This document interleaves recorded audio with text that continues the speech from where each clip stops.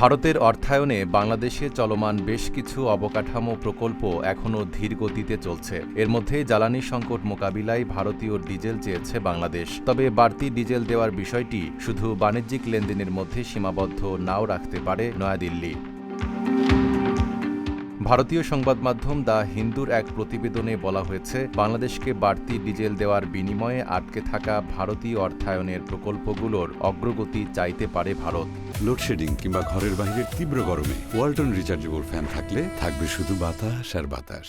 বিগত আওয়ামী লীগ সরকারের সময়ে ভারতের লাইন অব ক্রেডিট বা এলওসির আওতায় বাংলাদেশে $7.3 বিলিয়ন বেশি মূল্যের বিভিন্ন প্রকল্প নেওয়া হয়েছিল। এসব প্রকল্পের মধ্যে রয়েছে সড়ক, রেল, সেচ, নৌপথ ও বন্দর উন্নয়ন। তবে সরকার পরিবর্তনের পর এসব প্রকল্পের অনেকগুলোর কাজ ধীর হয়ে গেছে। 15টি প্রকল্প শেষ হলেও 8টির কাজ এখনও চলছে এবং আরও 11টি প্রকল্প বাতিলের ঝুঁকিতে রয়েছে বলে প্রতিবেদনে উল্লেখ করা হয়েছে।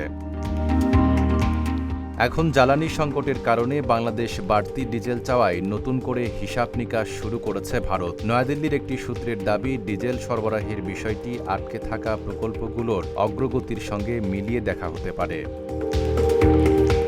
এর পেছনে বাংলাদেশের অবকাঠামো ও যোগাযোগ খাতে চীনের বাড়তি প্রভাবকেও কারণ হিসেবে দেখছে ভারত। বিশেষ করে বন্দর যোগাযোগ ও শিল্প অবকাঠামোয় চীনের উপস্থিতি নিয়ে নয়াদিল্লির উদ্বেগ রয়েছে।